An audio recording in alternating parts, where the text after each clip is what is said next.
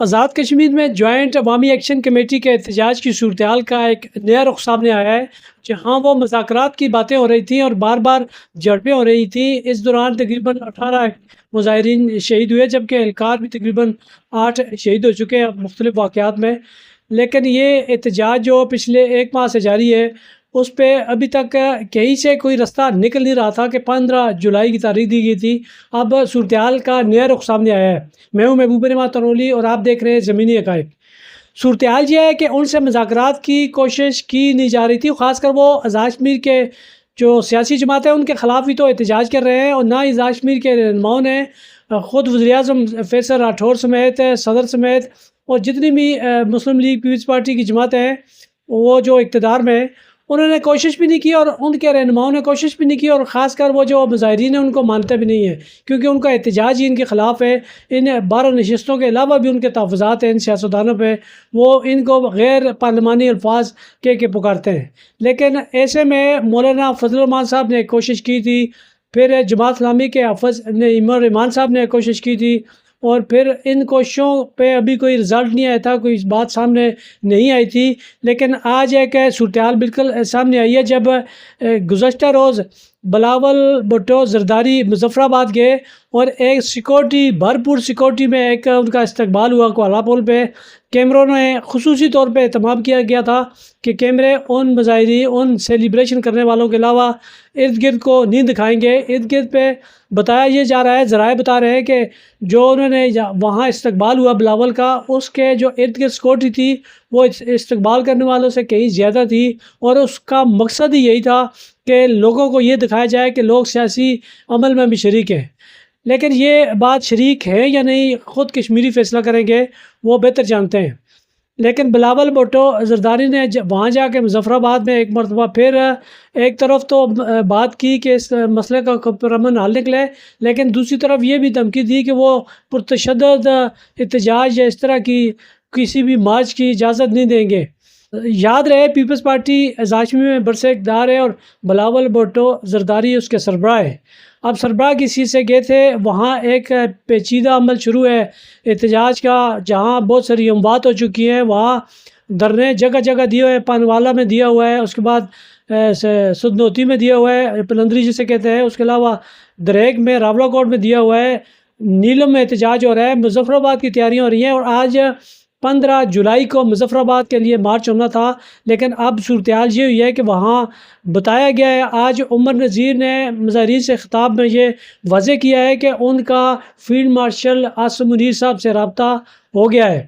بقول ان کے انہوں نے کوئی خط لکھا تھا، جو خط ان کے کسی کرم فرمان ہے، ان کے کسی ہمدرد نے پہنچایا ترکی میں جا کے عاصم منیر صاحب کو، اور اس خط میں بقول عمر نذیر صاحب کے اس خط میں انہوں نے تمام رودات لکھی تھی، تمام اپنی مشکلات مسائل کا ذکر کیا تھا۔ وہ کہہ رہے تھے کہ ہم چاہ رہے تھے، ہم نے خط اس لیے لکھا کہ ہمارے خیال میں، وہ کہتے ہیں کہ ہمارے خیال میں عاصم منیر صاحب تک وہ بات نہیں پہنچ رہی جو ہمارے مطالبات ہے یا ہمارا موقف ہے۔ ان کو یہ خدشہ ہے کہ عاصم منیر تک لوگ یک طرفہ قسم کے موقف پہنچاتے ہیں، اور ان کو یہ بتایا جاتا ہے کہ شاید ہم کوئی تخریب کاری کر رہے ہیں، دہشت گردی کر رہے ہیں، تو اس سے ہٹ کے انہوں نے آج ایک موقف اپنایا، خط پہنچایا۔ بقول ان کے یہ خط 13 کو انہوں نے لکھا تھا، ترکی میں فیلڈ مارشل کو موصول ہوا، اور جو اس سے پہلے بھی ان کے ساتھ مذاکرات میں شامل رہے تھے، یہاں وہ سید قمر رضا صاحب ہیں، لیکن اس کے بعد کچھ تعطل آ گیا تھا۔ اس کے بعد جب اب عاصم منیر صاحب سے دوبارہ بقول ان کے خط کے تھرو، وہ خط بھی آپ سکرین پہ دیکھ رہے ہیں جس پہ انہوں نے تفصیلات بھی دی ہیں، وہ بتا رہے ہیں، اور ریٹن بھی انہوں نے بتایا ہے، اور مجمع سے خطاب میں بھی انہوں نے یہ ساری بات بتائی ہے کہ اس خط میں انہوں نے تمام رودات لکھی تھی، جس کے بعد فیلڈ مارشل صاحب نے انہی سید قمر رضا صاحب پہ اعتماد کا اظہار کیا ہے، اور یہ انہی کو ذمہ داری دی ہے کہ وہ ان کی بات سنیں، ان سے بات کریں۔ بقول عمر نذیر صاحب کے اب سید قمر رضا صاحب کو منڈیٹ دیا گیا ہے فیلڈ مارشل صاحب کی طرف سے، اور وہ بات چیت کریں گے تو بات چیت کے ذریعے اب کوئی مسئلے کا حل تلاش کرنے کی کوشش کی جائے گی۔ اب بتایا یہ جا رہا ہے کہ انہی سید قمر رضا صاحب کی اپیل پر آج جو مظفر آباد کی طرف مارچ کی کال دی گئی تھی وہ مؤخر کی گئی ہے۔ اب یہ مذاکرات کا سلسلہ 21 جولائی تک چلے گا اور اس کے بعد یہ پھر فیصلہ ہوگا کہ یہ دھرنا اٹھ جاتا ہے یا آگے مظفر آباد کی طرف جاتا ہے۔ جو سید قمر رضا صاحب ہیں یہ اوورسیز پاکستانی فاؤنڈیشن کے چیئرمین ہیں اور بیرون ملک ہی رہتے ہیں، اور وہ اس ساری صورتحال پہ بقول ان کے بڑے رنجیدہ تھے۔ انہوں نے خود بھی رابطہ کیا تھا اور اس کے بعد جب یہاں ہم سے بات ہوئی، چونکہ یہاں ان کو کوئی منڈیٹ نہیں ملا تھا، ہماری بات سن رہے تھے، وہ ہمارے مسئلے کا حل چاہتے تھے، لیکن ان کے ہاتھ میں کوئی بات نہیں تھی۔ اب جب کہ خط پہنچ کے فیلڈ مارشل تک اور فیلڈ مارشل صاحب نے ان کو منڈیٹ دے دیا ہے سید قمر رضا صاحب کو، اور ان کے ساتھ جو ایک دو بندے ہیں جو ان کے ساتھ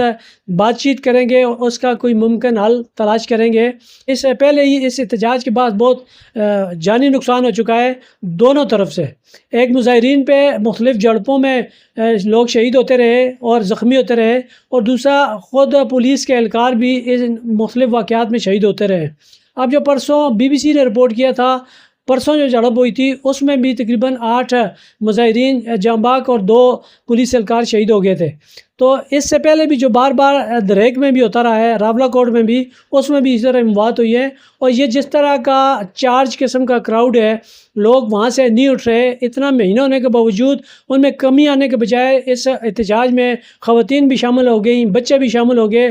اب اسٹوڈنٹس بھی اس میں آ گئے ہیں۔ شہری تو پہلے ہی بڑی تعداد میں وہاں موجود تھے۔ آپ شام کو وہ مجمع بندہ دیکھے، جب اس پہ نظر پڑتی ہے، ویڈیوز سامنے آتی ہیں، گرچہ وہاں انٹرنیٹ بند ہے، لیکن انٹرنیٹ بند ہونے کے باوجود ویڈیوز تو بنتی ہیں جو لوگ ادھر ادھر جا کے پھر سوشل میڈیا پہ ڈالتے ہیں، سب کے سامنے آتی ہیں۔ تو لوگوں کا وہ جو چارج کراؤڈ تھا، اس تمام طاقت کے استعمال کے باوجود، کوشش کے باوجود اس میں کمی نہیں آ رہی تھی، اس میں لوگ پرجوش ہوتے جا رہے تھے۔ لیکن ایسے موقع پہ یہ خطرہ بھی موجود ہے کہ کسی وقت کوئی جو چنگاری ہے شعلہ بن سکتی ہے، اور پھر حالات ہمارے قابو سے یا کسی جو اوپر ادارے ہیں ان کے قابو سے باہر ہو سکتے ہیں۔ اس احتجاج کے بعد نہ صرف ایک ثابت ہو گیا کہ آزاد کشمیر کی سیاسی جماعتیں بالکل فیل ہو کے رہ گئی ہیں، آزاد کشمیر میں حکومت نام کی کوئی چیز نہیں ہے، نہ کوئی ان کی بات مانتا ہے، نہ وہ ان پہ کوئی بات منوا سکتے ہیں۔ اس سارے سناریوں میں وہ پرس منظر میں چلے گئے۔ اب مرکز سے اٹھ کے بلاول بھٹو صاحب وہاں جا کے مشاورت کے لیے گئے ہیں، جبکہ مسلم لیگ نون والے جنہوں نے یہ ساری آگ لگائی تھی، رانا ثناء اللہ صاحب کی اس پریس کانفرنس سے یہ ساری بات بگڑی تھی، جب انہوں نے کہا تھا کہ یہ جو مہاجرین کی 12 نشستیں ہیں ان میں سے 10 تمہارے ہاتھ میں ہیں۔ وہاں سے یہ معاملہ زیادہ بگڑا تھا، اور اس کے بعد بھی انہوں نے اس طرح کے بیانات دیے کہ معاملے بگڑتے گئے، اور وہاں جو آزاد کشمیر میں پیپلز پارٹی اور نون لیگ کی قیادت ہے، وہ معاملات کو سلجھانے کے بجائے اس کو مزید ہوا دیتی رہی اور لوگ مشتعل ہوتے رہے۔ اب پوائنٹ یہ آ گیا کہ جب مذاکرات کرنے ہیں تو کسی کے پاس نہ کوئی مینڈیٹ ہے، نہ کوئی کر سکتا ہے،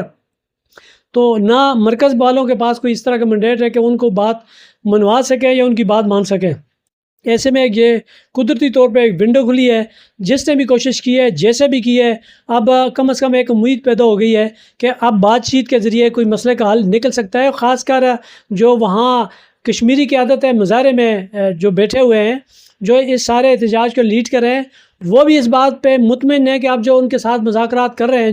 جو شخصیت ان کے ساتھ مذاکرات کر رہی ہے، یا ان کے ساتھ جو لوگ موجود ہیں، وہ قابل اعتماد ہیں، اور ان کا خیال ہے کہ اب ان کے پاس منڈیٹ ہے اور ان کے مطالبات وہ حل کر سکتے ہیں۔ اب آگے چل کے دیکھتے ہیں کہ یہ